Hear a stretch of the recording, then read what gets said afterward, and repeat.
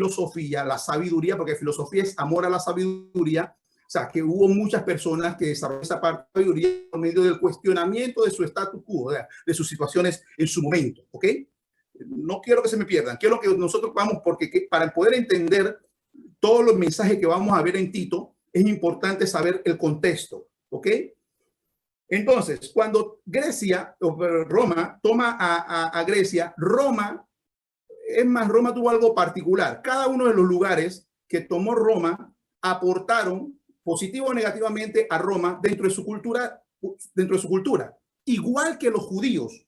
Una vez los judíos, abro paréntesis, una vez los judíos fueron llevados en cautiverio a Babilonia, Medo-Persa, Asiria, después Grecia y Roma, también ellos tuvieron, en la parte de Grecia, tuvieron mucha influencia. Y es allí la parte helenizante de la parte judía que se mezcló. Había una mezcolanza de sus costumbres, su cultura, con las culturas que fueron, de alguna manera, ellos fueron llevados o fueron también de alguna manera mezclados. Igual ocurrió con Roma. Roma, sus principios de familia, que eran principios dentro de lo que era la parte de un romano, era un principio muy importante, el principio de familia, se vieron también diluidos en parte a lo que creían dentro de Grecia. En Grecia, la parte de lo que era la sexualidad era vista de una manera un poco libertina, eran bastante libertina, y esas costumbres también entraron a la Roma como tal. Así que cuando Pablo está escribiendo, ustedes van a ver qué va a decir Pablo allí dentro. Ustedes lo leyeron dentro del libro de Tito y va a ser una enumeración de algunas cosas que de repente nosotros decimos, pero wow, ¿por qué? ¿Por qué ocurrió esto? ¿Por qué pasó esto? Era que estaban ocurriendo situaciones y esta carta, mis hermanos, no era para el mundo. No era que vamos a evangelizar. No. Esto era para la iglesia. O sea, esto no era un asunto que se iba a leer dentro de la iglesia. Lo que está aquí estaba pasando dentro de la iglesia. Asimismo, como nosotros podemos ver dentro de Corinto, en la iglesia de Corintio, ustedes vieron la iglesia de Corintio, todos los dones, pero los mayores pecados habían dentro de la iglesia de Corintio. O sea, no era el mundo, era dentro de la iglesia. Entonces, Pablo ahora va a hablar aquí y le va a decir a Tito, Tito, encárgate de organizarme esto. Y esa organización es importante que tú la hagas dentro de ese contexto. ¿El contexto cuál es? Lo que tú vas a encontrar dentro de ese lugar. ¿Qué vas a encontrar? Bueno, vas a encontrar esto, que tú vas a ver una decadencia dentro de ese lugar y por eso es necesario que esa palabra llegue. Ahora, aquí hay un principio importante, mis hermanos, que no lo podemos perder. El principio de que, ¿por qué nosotros seguimos a Cristo? ¿Por qué lo seguimos? Lo seguimos porque Él nos bendice, nos seguimos porque Él de repente ha sido bueno con nosotros, lo seguimos. No. Hay claritamente Pablo, que lo va desarrollando desde el libro de Romanos hacia adelante, dice, lo seguimos por su gracia y por su misericordia. ¿Y qué es lo que nosotros buscamos en esa gracia y misericordia? Ese es otro punto que también tenemos que tenerlo claro. Es la salvación. La salvación. ¿La salvación de qué? La salvación de que yo tenga más dinero, de que yo tenga... No, la salvación de nuestras almas. ¿Por qué? Porque estábamos perdidos. Bueno, ya eso ustedes lo habrán visto dentro de todo lo que desarrolla los diferentes libros que leíamos nosotros anteriormente. Romanos lo desarrolla muy bien dentro de esa parte, el principio de la gracia, la misericordia y el rescate y la salvación de nuestro Señor Jesucristo a nuestras vidas. Bien, lo que Pablo, de repente, al desarrollar esto, le estaba diciendo a Tito, tú vas a encargarte en ese lugar de Creta de organizar las iglesias, pero para esto, entonces todo lo que vamos a ver, todo lo que ustedes leyeron y todo lo que vamos a ver, ¿ok?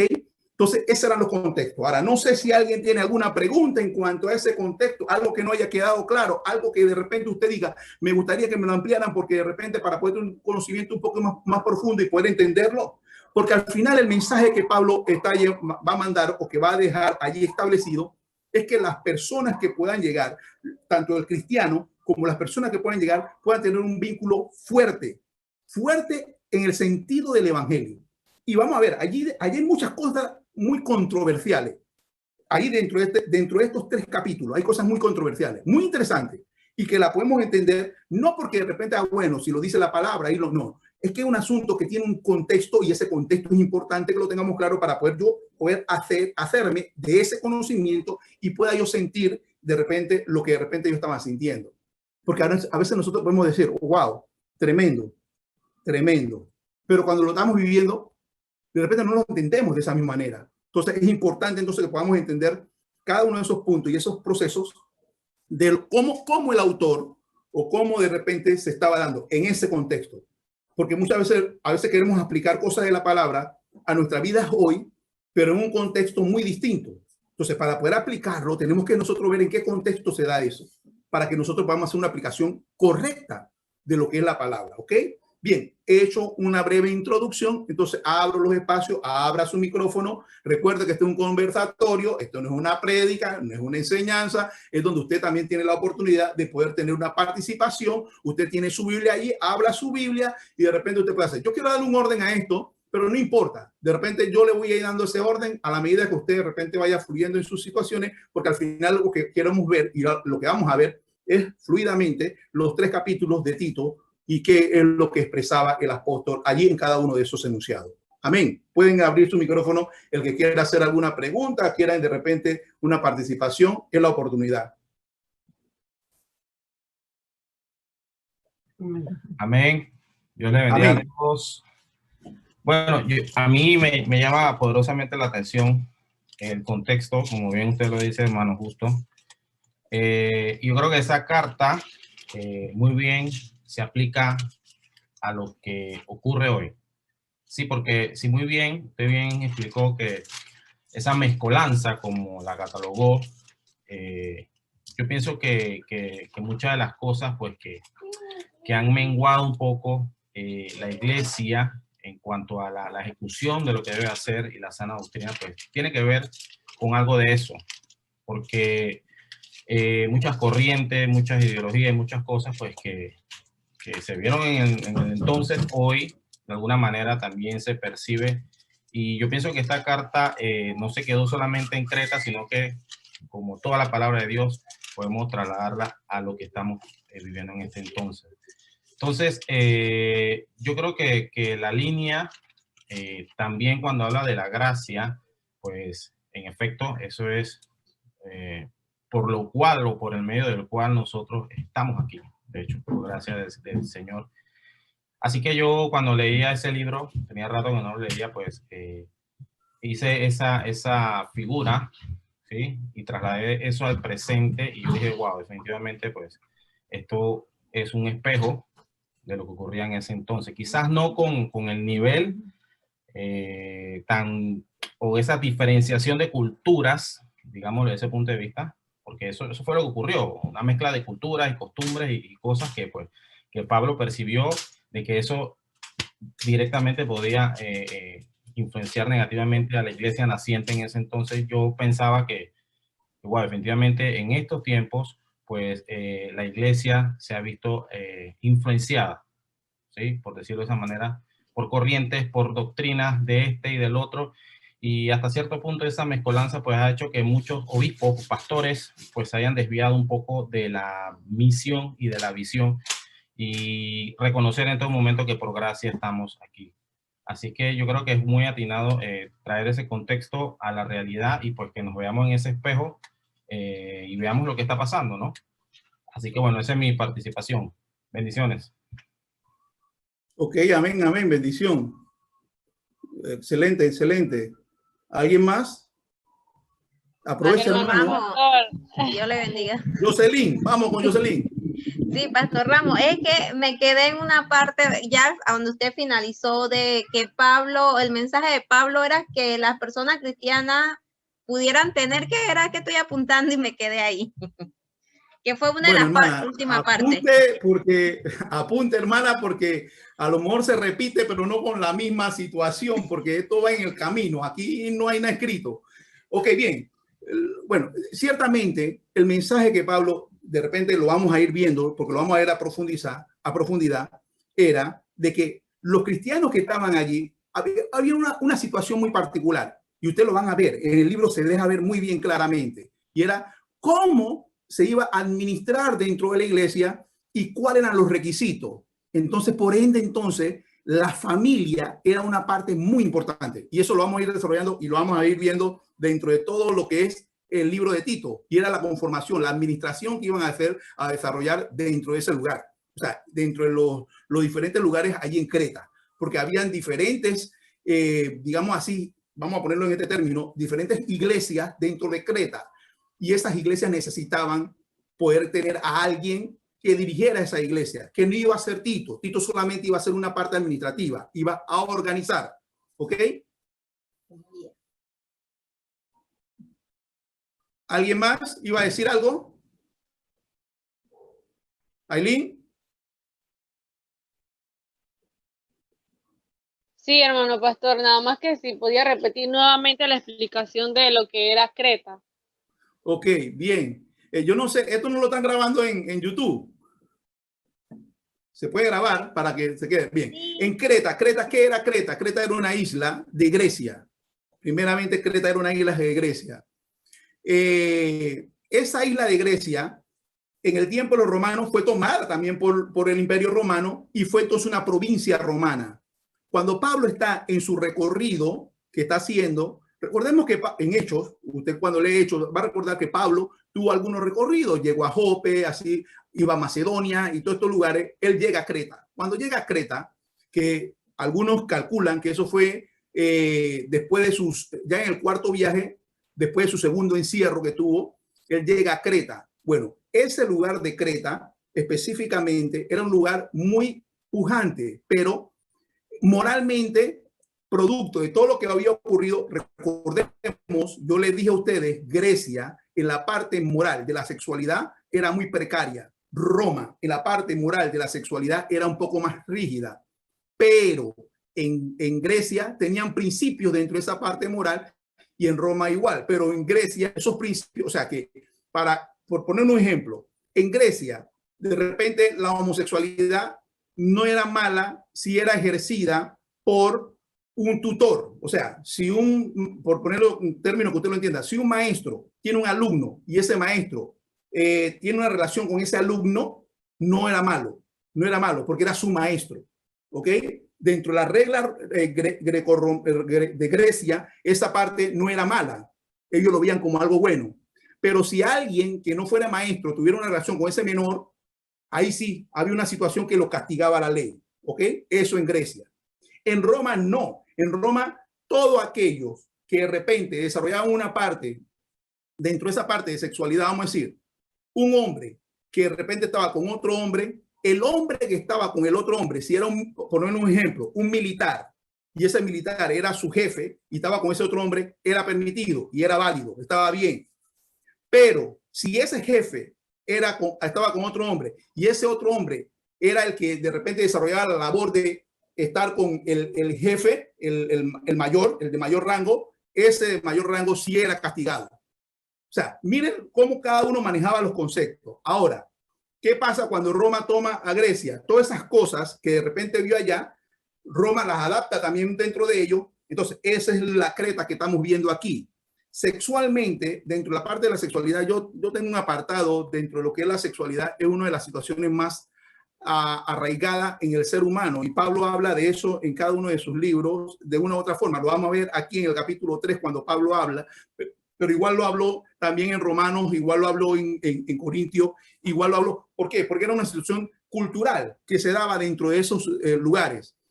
Hace un momento él en su intervención dice, sí, lo podemos aplicar. Sí, cuando usted ve la situación que estaba ocurriendo ahí en Creta específicamente, usted tiene que darse y vemos la situación que ocurre ahorita mismo, no estamos alejados.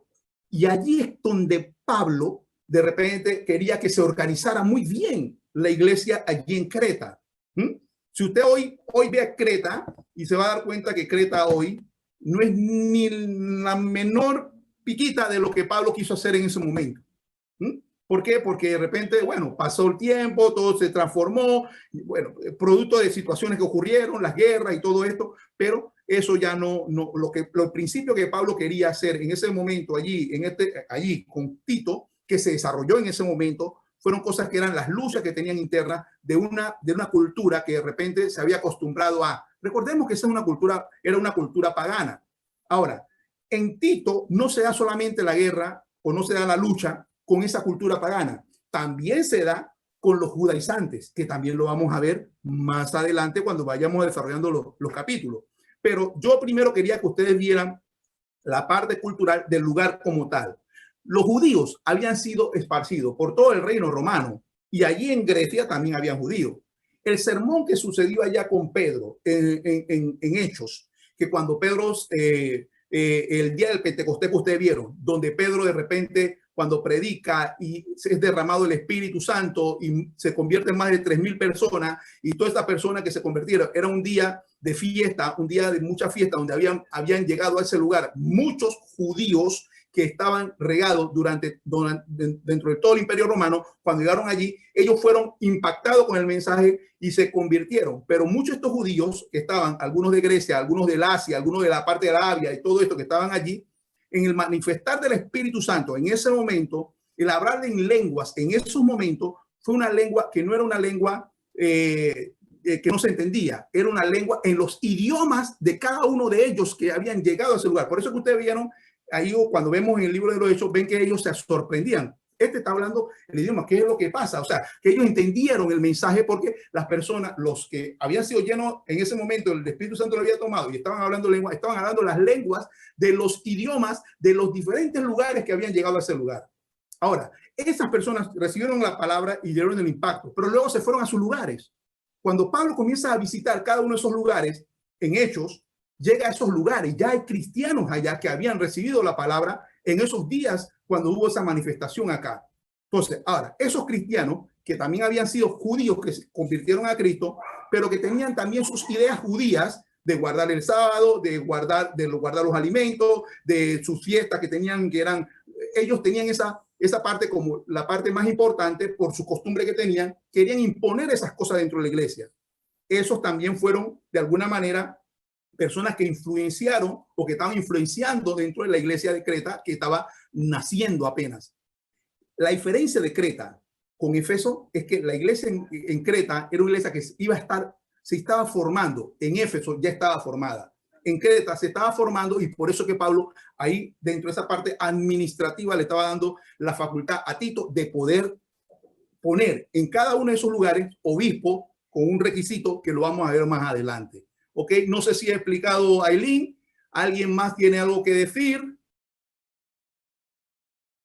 Ok, bien, vamos. Hoy yo quiero que de repente podamos ver, vamos a iniciar. El jueves terminamos nosotros ya con todo y esperando que ustedes puedan, ahora ya que tienen una noción un poquito más, puedan meterse un poco, porque a mí me gustaría de repente no llevarle a ustedes lo que yo le voy a decir a ustedes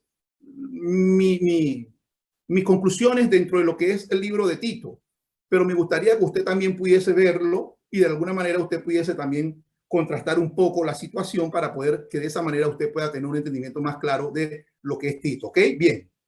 Ahí dividimos Tito. Primero el saludo que hace Pablo y luego también quién es el destinatario Pablo. Eso no hay controversia. Esta carta, Pablo cuando la escribe, no la escribe directamente él tiene un escriba que es que escribe la carta. Recordemos que Pablo tenía un problema, él no podía ver muy bien, así que producto de ese problema que aducimos dentro de los estudios que hemos hecho, que el problema que Pablo tenía era, recordemos que él, camino a Damasco, tuvo una visión y en esa visión los estudiosos llegan al acuerdo, yo estoy muy de acuerdo con esto, que él allí su visión o su vista fue afectada de una manera que no se recuperó jamás. Y ese era lo que Pablo después describe como el aguijón que tenía la carne y que de alguna manera le pedía a Dios que le sanara ese aguijón y Dios le dice, bástate de mi gracia. Bueno, Pablo ya en su edad, en la edad que tenía, esta carta la está escribiendo en los años del año 60 al año 65, algunos dicen 62, 63. Bueno, en ese periodo él escribe esta carta de Tito. En ese periodo, primero él escribe la carta de Primera de Timoteo y manda a Timoteo allá a Éfeso. Luego escribe la carta de Tito y luego después escribe Segunda de Timoteo, pero no estamos en Timoteo, ¿no? Para que ustedes vean cronológicamente lo que está ocurriendo. ¿Ok? Bien, ahora escribe esta carta, escriba la carta. Él lo último que hacía era firmar la carta, o sea, para que supieran era su puño y su letra. Y la letra de Pablo era grande, o sea, al firmar el grande producto que no veía y como no veía, entonces no veía muy bien. Entonces, esto ocurre. Pablo escribe la carta y manda la carta. Se la manda a Tito ahí en Creta. Bien, en la carta vamos a ver y vamos a hacer una división del libro de Tito interesante dentro de la división. Recordemos, yo le estoy diciendo y le recalco esto. Usted quiere entender las epístolas, cada una de ellas, léase el libro de los Hechos, léaselo y vea lo que ocurre en el libro de los Hechos, porque todas las epístolas fueron escritas en medio de todo eso que ocurría en el libro de los Hechos. Pablo era perseguido, Pablo de repente lo tomaron, lo llevaron preso, lo detuvieron y todo ese caminar, porque él al final termina en Roma, ¿no? Yendo a Roma, porque él pide ir a Roma, ¿no? Como ciudadano romano, que también era Pablo. Así que cuando llega a Roma, Pablo al final, porque él escribe Romanos no estando en Roma, él lo escribe yendo hacia Roma. Bien, pero ahora aquí vamos a ver nosotros lo que ocurre, ¿no? ¿Qué de repente podemos destacar dentro de la carta? Pablo está diciéndole a ellos, yo requiero a Tito, estoy haciendo un paráfrasis allí, yo requiero que tú veas a quién vas a poner como obispos. Recordemos que los obispos es un similar presbítero, pastor, ¿ok? Quiero que me pongas como obispo gente que den evidencia, porque era una iglesia nueva. Él no quería que pusiera a cualquiera, no encargara a cualquiera. Tenía que tener evidencia. Y la evidencia que Pablo pone contextualmente era una evidencia en lo que estaba ocurriendo allí. ¿Qué está ocurriendo en Creta? Ya se lo he dicho. Había una, vamos a hablarle de esta manera un poco vulgar en el término, ¿no? Había una depravación en la parte sexual. ¿Por qué? Porque era una costumbre que se daba dentro de Creta. O sea, si una persona de repente tenía a su esposa y quería tener otra mujer, eso no era un problema. Dentro de las leyes romanas no era un problema. Okay. Él tenía su mujer y tenía su concubina. Pero muchos que llegaron a los caminos del Señor en ese momento tenían esa condición. Entonces Pablo estaba hablando, por eso Pablo estaba hablando de eso. ¿Okay? Para que usted vaya entendiendo, ¿no? ¿Por qué Pablo le está diciendo eso? No, que sea marido de una sola mujer. ¿Ok? Es que no puedes tener dos mujeres porque tú no estás dando testimonio. Entonces Pablo le está diciendo eso.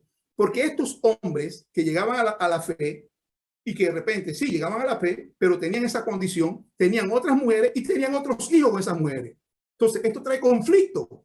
¿Conflicto qué? Entre los hijos de las otras mujeres con las otras mujeres. Eso era un conflicto. Entonces, por eso que ustedes ven que ahí la regla era que sea marido de una sola mujer, que sus hijos no sean irreprensibles, o sea, que sean hijos que de repente den buen testimonio. O sea, que aquí vamos viendo unas reglas que Pablo le está diciendo a Tito, tienes la responsabilidad de poder buscar. Y esas eran unas evidencias que ibas a ver en esas familias que tú ibas a poner a ese pastor o a ese presbítero o a ese obispo a encargar en esa iglesia. Entonces, aquí viene y viene diciendo y dice, ¿no?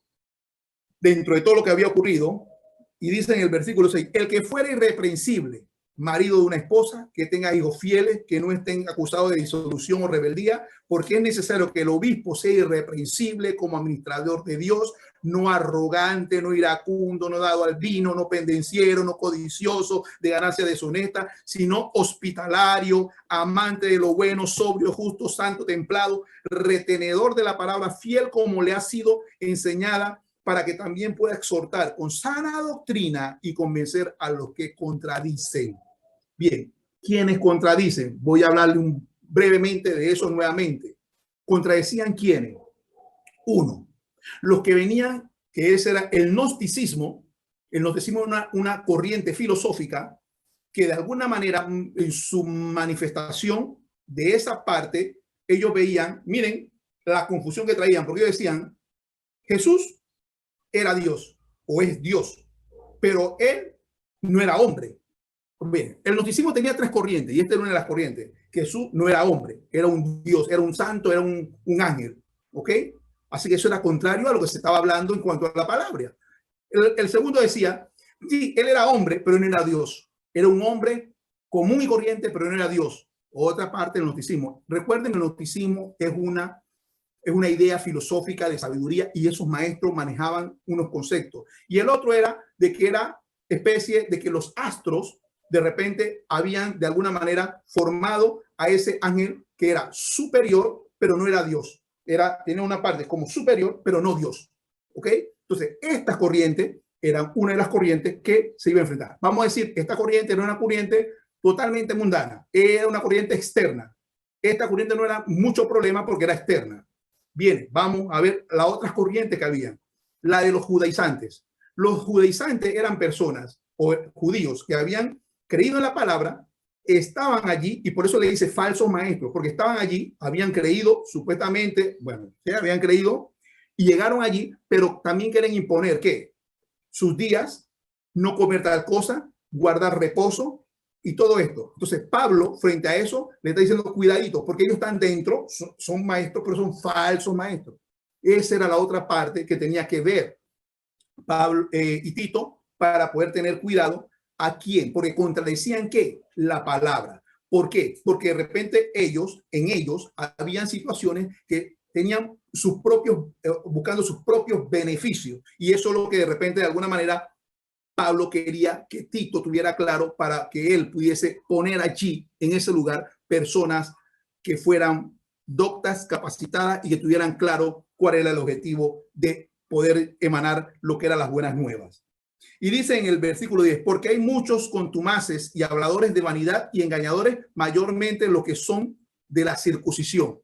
Cuando habla esto claramente, ¿quiénes son de la circuncisión? Los judíos, que todavía, miren, Tito, si usted ve en el libro de los Hechos, ustedes recordarán que en el libro de los Hechos, Pablo en una ocasión agarró a Timoteo y le dijo, cuando iba a Jerusalén al gran debate, si era necesario predicar a los gentiles o no, y esa disputa que hubo y esa controversia que tuvieron Pablo y Pedro, eso se llegó al concilio ahí en ahí en Jerusalén, y llegan allí. Recordemos que Jacobo era el que dirigía eso. Ahí estuvieron y ahí sustentaron. Y Pablo le pidió a Timoteo que se circuncidara. Pero recuerden, Timoteo, ¿quién era? Hijo de una judía con un griego. Así que Timoteo se circuncidó. Pero a Tito quisieron circuncidarlo. Y Pablo dijo, jamás nunca, porque Tito era gentil, él era hijo de griegos. Así que Pablo dijo, no se va a circuncidar. Así que no se circuncidó. Así que quien iba a estar ordenando una iglesia allá era alguien que no era circuncidado, era un griego. Entonces, esos opositores que eran judíos o algunos seguidores que habían creído lo que los judíos le estaban enseñando, estaban imponiendo de que se circuncidaran. Pero ellos mismos también tenían otro tipo de doctrina. Entonces, dice el 11, a los cuales es preciso tapar la boca, que trastornan casas enteras, enseñando por ganancia deshonesta lo que no conviene. Uno de ellos, su propio profeta, dijo, los cretenses, siempre mentirosos, malas bestias, vientres perezosos. Ahora, cuando dice uno de ellos, recordemos que Pablo era de Tarso. También él tenía un conocimiento de las leyes romanas y todo esto, y de Grecia también. Así que él conoció a un tal, y les digo el nombre que lo tengo por aquí anotado, a un tal, bueno, lo tenía por aquí. Bueno, era uno de los griegos de allí de Creta, que había dicho esta versión, los cretenses siempre mentirosos, malas bestias, vientres perezosos. Eso lo había hecho 6 siglos antes de Cristo. Había dicho eso. Creta, su definición es mentiroso. Cretenses, mentiroso. Esa es la definición que tiene. Entonces Pablo le está diciendo, eso que dijo su profeta de ellos, que era este hombre que le estoy diciendo, 6 siglos antes, era uno de los sabios, poetas de ellos, había dicho eso de Creta. Él dice, eso es verdad. Porque son eso. Entonces, esa era la conducta cultural que tenía ese lugar. Ahora, ¿eso qué traía? O sea, había una situación, había una necesidad. Allí había un pueblo de Creta que necesitaba la palabra. Y eso es lo que Pablo de alguna manera se había dado cuenta, porque al final lo que quería era rescatar a esas personas que necesitaban la palabra, pero había en oposición a aquellos que de alguna manera querían diluir esa parte importante que era que pudiesen recibir ellos el mensaje de las buenas nuevas. Y eso era lo que estaba de alguna manera manifestando Pablo. Dice, este testimonio es verdadero, por tanto, repréndelos duramente para que sean sanos en la fe. Aquí hay una parte que cuando nos metemos un poco profundo en el estudio, este testimonio es verdadero, por tanto, repréndelos duramente para que sean sanos en la fe. Aquí estamos hablando y vamos a hablar nosotros de la sana doctrina. Y allí es donde de repente, cuando Elías hablaba y decía, podemos hacer la comparación, sí, de repente ver qué es lo que ocurre hoy. Yo soy uno de los que de repente dentro de mi concepto de estudio escatológico siempre he dicho, pues, algunos están en otra posición, esa es mi posición muy personal, hay varias posiciones, mi posición muy personal es que esta iglesia que nosotros vivimos ahorita mismo es la iglesia de la Odisea, es el tiempo de la iglesia de la Odisea. Léase el capítulo 3 del libro de Apocalipsis y usted va a ver reflejada esta iglesia de acuerdo a mi estudio, de acuerdo a mi punto de vista. Usted puede hacer su estudio y puede tener otro punto de vista. Esta iglesia de la Odisea, una iglesia que no es ni fría ni caliente. Y ese término de frío y caliente no es un término y que era un término también cultural. Era un término cultural, ¿por qué? Porque frío y caliente no era malo en ese término cultural. Lo tibio era malo, porque ese lugar allá en la Odisea era la parte, había unos ríos termales o unos hoyos termales que la agua era tibia, pero era muy mala y provocaba vomitar. Entonces, por eso que él critica, Juan en su intervención cuando habla en esa parte, habla acerca de ese aspecto. No porque lo frío o lo caliente era, porque a veces nosotros lo entendemos de esa manera. Hay que ser caliente en el Señor, no frío. No, ahí no era ese aspecto. El aspecto era de que culturalmente lo que él estaba haciendo una comparación con el sitio donde de repente se desarrollaba, que era la Odisea, los lagos estos termales, que su agua al tomarla provocaban vomitar, porque era tibia, provocaba vomitar, y eso era lo que él quería decir. Entonces, esa iglesia medio tibia, que no se define, es lo que de repente podemos ver aquí. Pablo está diciendo, tenemos que fortalecer ese cuerpo de Cristo, y para fortalecerlo nos vamos nosotros a centrar en aquellos puntos importantes que es la familia. Y ahí vamos a verlo nosotros en el desarrollo. Porque cuando veamos los otros capítulos, el 2 y el 3, vamos a ver entonces en desarrollo esto, ¿no? Entonces dice, no entendiendo las fábulas judaicas, aquí había una situación, los mitos. Dentro del concepto filosófico, los mitos son creencias que las personas lo hacen por tradición. Ciertamente, cuando usted se va allá, también abro un paréntesis, y usted lee allá el libro de Génesis, Éxodo, Levítico, Número y Deuteronomio, el Pentateuco, es necesario leerlo para poder entender lo otro, entender ya el propósito de Dios en la humanidad. Esos 5 libros nos dicen el propósito de Dios en la humanidad. Perfecto. Pero cuando usted se va entonces al libro de Primera de Samuel, los Reyes, Primera y Segunda de Crónica, cuando usted se lee estos libros, entonces le van a estos libros le van a explicar todo lo demás. Los libros proféticos se lo va a explicar allí. Los salmos se lo va a explicar allí. Y igual el que podemos sacar de allí es Job. Pero los otros todos se lo va a explicar allí. Porque todo ocurre en ese periodo. El periodo de que del pueblo de Israel desobedeciendo a Dios, igual también ocurre dentro de lo que ha sido el cautiverio que Israel tuvo. ¿Ok? Eso allí. Ahí Nehemías, Esther, Esdras, todo eso de repente lo vamos a ver reflejado allí. Entonces, poder entender la palabra es sencillo. Lo único que poder tener nosotros la forma de poder nosotros poder buscar las bases para poder entender lo otro. Bien, aquí en esta parte es igual. Cuando nosotros llegamos a este punto de la fábula judaica, tenemos entonces que entender quién eran los judíos y cuáles eran sus fábulas, cuáles eran sus mitos. Entonces ellos venían con sus creencias de todo lo que habían tenido y ahí es un poquito explicar y ojalá no confundirlos, porque ¿qué sucede? Recuerden que los judíos tenían todas sus costumbres que habían tratado de guardar desde cuando de repente fueron constituidos como esa nación, sus reinos, sus sacerdotes y todo esto, pero luego que fueron llevados en cautiverio, la parte helenizante, aun cuando de repente Nehemías hubo la restauración y todo esto, pero hubo un periodo de 1000 años más o menos, en donde de repente no hubo profeta, no hubo palabra de Dios, y ese periodo es entre Malaquías y el libro de Mateos. Pero en ese periodo hubo otras situaciones que ocurrieron allí, y cuando Jesús llega, que ya lo vemos en los evangelios, cuando Jesús llega, ya hay un cuerpo sacerdotal judío ya desgastado completamente. Bueno, eso era lo que estaba ocurriendo aquí. No entendiendo la fábula judaica y a mandamientos de hombres que se apartan de la verdad. ¿Ok? Ellos no habían entendido. Pablo, en alguna de sus ocasiones que tuvo la oportunidad de poder hablarles, delante de Félix, delante del concilio, ahí en el libro de los Hechos lo vemos, pudo hablarle y pudo explicarle y enlazar la presencia de Jesucristo como Redentor con la parte de lo que eran las profecías que habían prometido acerca del Mesías, que hablaba en Isaías y otro libro del Antiguo Testamento, pero no lo entendieron. Igual Jesús, cuando habla en el libro de Juan, Jesús también le habla. Cuando Jesús habló con Nicodemo, le trató de explicar esas partes que no entendían ellos como judeos, siendo aún del Sanedrín. Entonces dice, no entendió fábulas judaicas y mandamientos de hombres que se apartan de la verdad. Todas las cosas son puras para los puros, mas para los corrompidos e incrédulos nada es puro, pues aún su mente y su conciencia está corrompida. Miren, aquí hay un concepto interesante. Dice, todo le es puro a lo que son puros. Entonces, ahí llegamos al concepto. Si yo de repente soy puro, entonces todo es puro, porque soy puro. Si yo hago algo que no sea puro, entonces ya no dejo de ser puro. Entonces, el concepto que Pablo está diciendo aquí es dentro de ese concepto. Ah, ok, bien. Allá en el libro de Romanos también dice, para los santos no hay ley. O sea, nosotros no tenemos ley.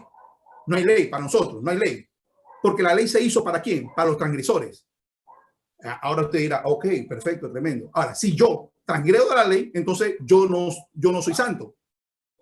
Son dualidades que de repente tenemos que verla dentro de ese concepto. Entonces, es lo que está hablando aquí y lo que está presentando aquí dentro de lo que le está diciendo a Tito es, ¿a quién vamos a constituir? Una persona que dé fe y que dé testimonio de lo que Cristo ha venido a hacer.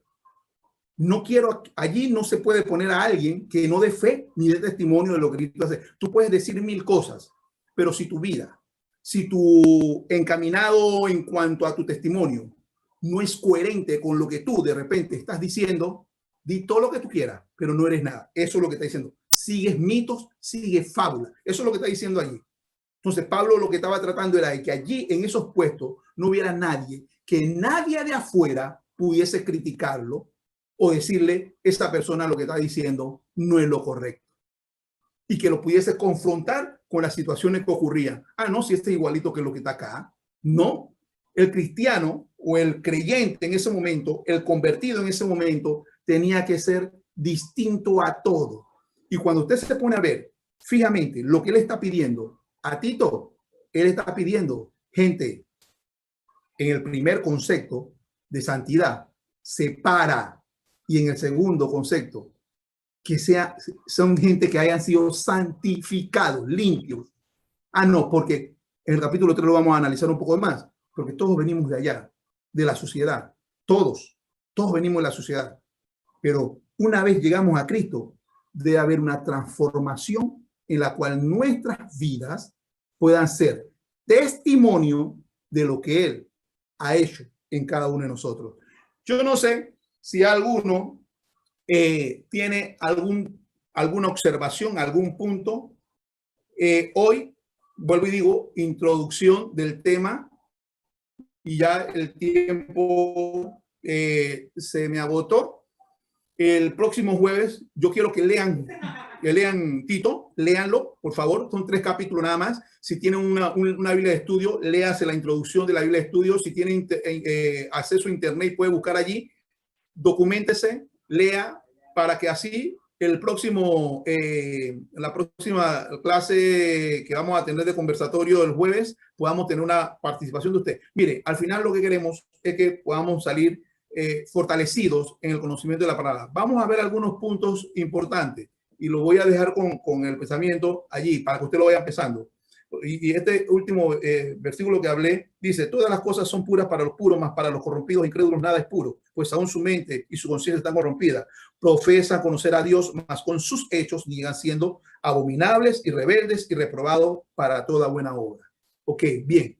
Aquí Pablo habla de algunas cosas interesantes y yo quiero que usted lo busque, lo investigue, lo vea, porque lo vamos a poder conversar. Yo no quiero que nadie se vaya aquí con cosas y que de repente yo no sé, eso me hubiese gustado que me lo explicaran, pero no, y que podamos nosotros compartirlo. Pero, ok, bien. Ahí Pablo le dice a Tito, habla de los obispos, dice que no sean muy dados al vino. ¿Pueden tomar vino? Son preguntas que te lo estoy dando al aire para que usted la vaya pensando. A Timoteo le dijo, bueno, por tu problema que tiene en el estómago, mira, ya deja de estar tomando esa agua mala y toma un poco de vino. Entonces, ¿será bueno tomar vino? Se lo dejo allí para que ustedes vayan estudiando y pensándolo. Lo vamos a ver. Vamos a ver. Pablo le habla y le dice allí, oye, mira, en otro tiempo nosotros fuimos igualitos a ellos, y esos son los que tú vas a llamar para venir acá. Pablo le dice a los esclavos, obedezcan a sus amos, porque cuando habla ahí de la autoridad, y eso lo vamos a hablar, ¿quién era esa autoridad? Eran paganos, pero Pablo le está diciendo, obedezcan a sus autoridades. Ahora, ¿debemos obedecer a las autoridades paganas? Se lo estoy dejando, ustedes estudien y lean, porque lo que quiero es que podamos tener ese conversatorio. No se calle nada, para que así usted pueda salir fortalecido, aprendiendo ustedes a tener. Y si nos queda tiempo, voy a darle un pequeño tip para que ustedes puedan hacer sus propios estudios. Esto es bueno, hermano, cuando usted pueda hacer un estudio. Y de repente su estudio que usted lo puede hacer, de repente usted llama a otro hermano y dice, hermano, estoy estudiando, por decir algo, estoy estudiando el libro de Judas, en un capítulo nada más. Estoy estudiando el libro de Judas, estúdiatelo tú también y después lo compartimos. Tremendo. Y usted va a ver cómo usted va a crecer en el conocimiento de la palabra. Pero aquí hay muchas cosas que es necesario que nosotros lo veamos y lo podamos enfocar dentro de lo que estamos desarrollando. Y poder hacer esa relación con lo que estamos viviendo ahorita mismo. Es importantísimo. ¿Por qué? Porque ahorita mismo estamos en días peligrosos. Y vamos a ver, mire lo que le decía allí, para dejarlo ya con la última pregunta. Decía que el obispo no sea como que de repente busque ganancia deshonesta. ¿En qué sentido se lo decía? ¿Por qué se lo decía? Bueno, léalo, véalo y haga su participación para que podamos nosotros entender a cabalidad lo que quiere decir Tito, que Pablo le escribe que iba a organizar las iglesias en Creta. Dios me lo bendiga, mis hermanos. Espero que de repente ustedes hayan podido ver cada uno de los puntos. Es más, también le voy a dejar el reto. Ustedes pueden escribirle a Nazarí o a Carmen o a Jessy. Yo creo que ellas son las que más están en la organización de todo esto. Si tienen alguna pregunta de esto en la semana, mañana, pues, entre mañana, entonces la pueden escribir previamente para que así mismo me la hacen llegar el jueves temprano y yo la puedo ver con calma si tienen alguna pregunta y así podamos nosotros de repente poder también contestarle si hay algún tipo de preguntas que podamos nosotros verla. Porque si me preguntan algo, yo no se lo puedo responder en ese momento, le voy a decir, yo no sé, hermanos. Así que mejor que me lo diga con tiempo para yo, si no lo sé, investigarlo. Dios me lo bendiga a todos y nos vemos entonces el próximo jueves.